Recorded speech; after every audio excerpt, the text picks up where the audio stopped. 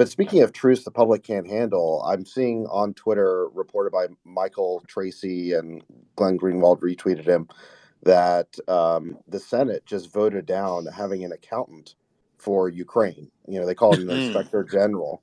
That's Why? basically a fancy term for an accountant. Exactly. We can handle the truth. We can handle the truth that our money was siphoned to play a bunch of Ukrainian corrupt people, including the government bills. A lot of people, Elon, in terms of our money, not knowing how our money is being used. Here's another one. People in the U.S. don't know this, but our taxpayer money is literally paying the salaries of the people who work for the Ukrainian government. And if we're going to do it, let's at least see it, right? Let's at least be able to account for it and see the dollars. But we should.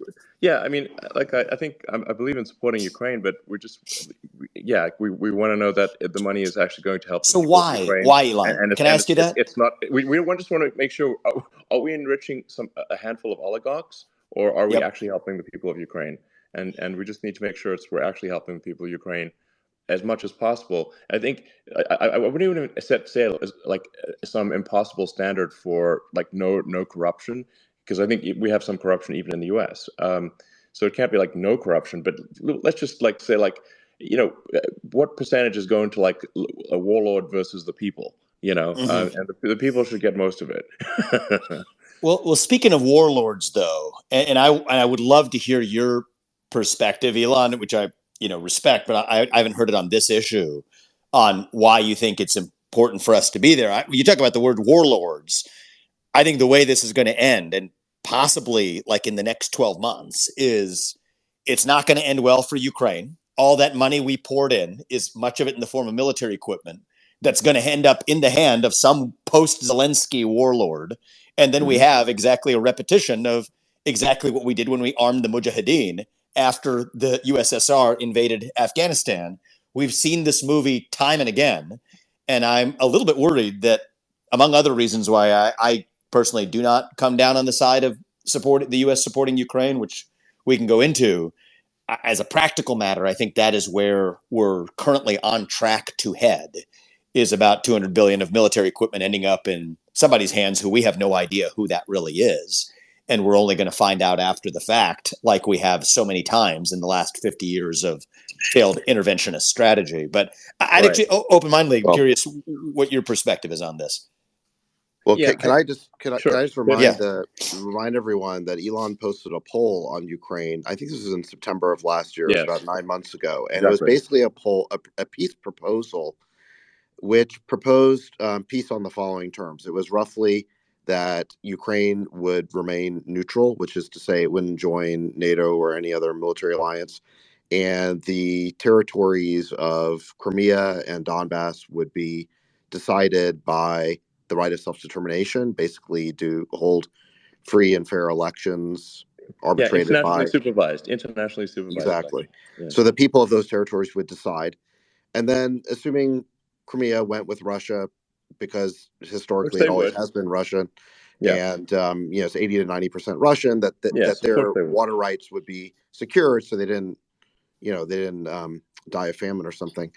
And that was basically the peace proposal. And it was massively shouted down on Twitter, including by no less a person than Zelensky himself, who said that this was a pro-Russian proposal. And anyone proposing peace really over the last year has been pretty much shouted down and called the worst names, called an appeaser, called a Putin puppet and all sorts of things like that, when really we just wanted to figure out a amicable or a reasonable compromise to the situation. And, about 60% of the people voted against the peace proposal. But now if you look at the situation, what we're getting is not better. It's much worse. It's going to get worse from here, not better. Exactly. The reason I put that forward, that proposal, was for the benefit of Ukraine, not for the benefit of Russia. So it's like, I want to be clear. I'm on Ukraine's side here, big time, and I've demonstrated that with, actions, with the massive support that Starlink has provided, which the Ukrainian government has been acknowledged many times. Frankly, it was instrumental in, in the war. So, Elon, this is a fun one, actually. Probably because the three of us have kind of complementary perspectives here. I'm on America's side on this because I'm running to be the U.S. president, but I'm not. I'm not sure that the cut and dry Ukraine side of this versus Russia side of this is as clean as we make it out to be, in the sense that there's a lot of history here in the Donbass region, and there's a lot of history for NATO saying that we would not expand. This is James Baker, the U.S. Secretary of State's commitment to Gorbachev in 1991, that we would not expand 1 inch. That was the famous not 1 inch commitment beyond Germany. And yet here we are now, even not only admitting more nations to NATO after the fall of the USSR than we ever did during the USSR, but now even entertaining the possibility of Ukraine joining NATO, which was the one hard commitment that Putin required, or at least appeared to demand, prior to his decision to actually pull the trigger and invade Ukraine. And so I guess I'd be curious, Elon, like why are you on the side of Ukraine?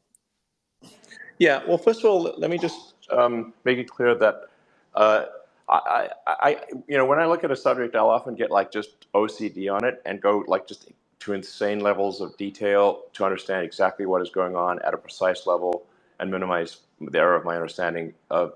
And I actually read almost the entire history of the region. So starting from Oleg, who seized Kiev in 1882 and essentially formed the beginning of Kievan Rus, and it goes on and on from there. And I think it was Catherine the Great in like 1893 tried to force all of Ukraine to speak Russian. There's so much back and forth. Like the grudge list is so long that if it would take hours to just even summarize the grudge list. So the thing is that people in Ukraine and Russia can find a million reasons to hate the other side, if you just look at the history. So this is why the Christian principle of turn the other cheek is a very wise one, because if you do not ultimately forgive your enemy, you're stuck in a cycle of retribution forever. And so even though your enemy, they might have done really bad things, if you keep wanting to get revenge back and back forth and back and forth, an eye for an eye, eventually everyone's blind. So that's why there has to be forgiveness, and there has to be some realism. And we need to also look at Ukraine and Russia not as Russia is pure devil and Ukraine is pure angel. There are no angels in war. Mm-hmm. Neither side. There have been terrible things done by both sides, of course. Now, on balance, I think obviously I still support Ukraine, but I think there's if we have to be realistic about what's going forward, and we as we speak, the flower of Ukrainian youth is dying in trenches. Mm-hmm. So there better be a damn good reason for that. It actually needs to matter. Why are these boys dying? For what? And that's a good question we haven't ourselves answered. And to the point about forgiveness, Elon, and I thought it was actually beautifully just said about the endless list of grievances. It's very complicated and depends on where you start the plot and where you end the plot, depending on what you see. Is the U.S. So the thing that bothers the heck out of me is that I think it was in April of the first year of the war, in April of 2022, Zelensky was ready to come to the table for peace negotiations. And Boris Johnson, because he was facing his own, Partygate thing, appeared to want to deflect attention from that and shows up. And then the US convinces Zelensky to fight on by saying, no, we're going to arm you. And I think that was actually the real mistake, because I don't think that Putin's goal so much is to conquer Ukraine. He's not even going after Kyiv, right? He's much more focused on Kharkiv and the Donbass region. And so I think we've made this worse, is my concern, actually, relative to the two nations just working it out amongst themselves. Yes, the thing is, like, as you progress further westward, the local support for Russia drops exponentially. So obviously, for Ukrainian speakers, they're generally going to be very anti-Russian, but I think most of the Russian speakers are actually pro-Russian, and it's hard to believe that when you read American media. Yes. So, and it's not true that all Russians are evil. This is false. We should stop and we should, and we should we should be also sad that there are Russian boys dying in those trenches, not just that there are Ukrainian boys, because do they want to actually be there either? Neither. Why are these young men dying because of disagreements among old men? Mm-hmm. Why? And there's in trench warfare where only a few miles are exchanged. At what price? How many lives per mile ultimately is it worth? Mm-hmm. And I think that the reality is for the U.S., I mean, Russia has more of a national interest at stake here than the U.S. does. China is also coming to Russia's aid. That there's no version of this that is, I'm not looking at this from a view from nowhere. I'm looking at this from a U.S. view because that's the hat I wear here. As from a U.S. view, there's no way this is going to end well, and I do No, think it's not. that's sort of getting to peace quickly and ending and reaching a peaceable resolution where we make, among other things, a hard commitment that NATO will not admit Ukraine to NATO is absolutely a must and an imperative. And the weirdest thing, Sax, you and I were talking about this is the one bipartisan consensus, right? We talk about actually a time of deep national division between Republicans and Democrats in the United States.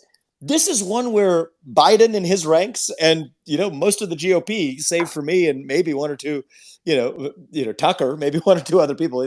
We're barely part of the GOP at all. Have actually a defecting view from what is otherwise the single greatest bipartisan consensus that we have in the United States, which is to pour more money into a war where we do not have an identifiable national interest at stake. And, I think this, one of the things about studying history, and I appreciate, Elon, that you talked about the fact that you bothered to study the history. It's a good example for other people is you realize that this story doesn't end well, even if you study the recent history of the United States. Yeah. So anyway, I think in the Ukraine situation, there needs to be a realistic peace negotiation, and the sooner the better. That is what we should be pushing from the West to do is come up with something sensible, and stop sending boys to die in the trenches.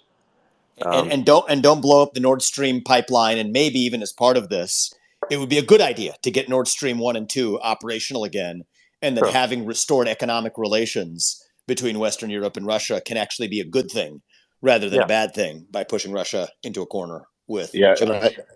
I think one of the things we learned is, Vivek, you referenced the Istanbul Agreement, which Boris Johnson did basically travel to Kiev to shoot down. Those details came out subsequently, and the substance of that Istanbul Agreement was very similar to the peace proposal that Elon floated in that Twitter poll. Again, it was based on neutrality for Ukraine plus self-determination for the people in those eastern regions of Ukraine. And so they could have had that deal. I mean, that deal was on the table, and the West rejected it because, frankly, the military industrial complex is hell bent on NATO expansion. It has been our central policy, like you mentioned, going back to the 90s when we broke our pledge to Gorbachev not to expand NATO. That NATO expansion is absolutely the policy of the US and the West, and they are hell bent on this expansion. And that is why we have rejected every proposal, both before the war and after the start of the war. I mean, this was known. This is one of the biggest areas of media gaslighting, really, since COVID, is this idea that this war has nothing to do with NATO expansion. In every conversation, diplomatic conversation that we've had with the Russians, this has been the central issue for them, is that they do not want what they regard as a hostile military alliance directly on their most vulnerable border with troops, weapons, bases, biolabs, nuclear weapons, even, you name it. That is completely unacceptable to them. That is a red line for them. They said it many, many times. And our own diplomats, including the current head of the CIA, Bill Burns, said it. So it's not just the Russians saying it. Our experts said for many years that our desire, our crusade really, to expand NATO right to Russia's borders would eventually result in hostilities with Russia. And that is what has brought us to this day. And we are on the brink of continually escalating this into something that could turn into World War III. So Vivek, I do applaud you for saying explicitly that we need to stop this crusade of NATO expansion and recognize that the path to peace here is for Ukraine to be neutral. And, there are precious few presidential candidates saying it. You're saying it. Robert F. Kennedy Jr. is saying it. I think you guys might be the only two I think who have that's it. explicitly said that. That's it. That's the whole ball game. So right there. I really applaud you for that. And we have to stop the gaslighting on this subject. This was known, it was said by experts for decades. And now we're pretending like NATO has nothing to do with this conflict. It really does. And you just saw that at Vilnius again. So, we need to get the truth out there that is a major component of the root of this conflict and this war, and therefore it's going to be an essential component to the solution. And we're never going to have peace without it.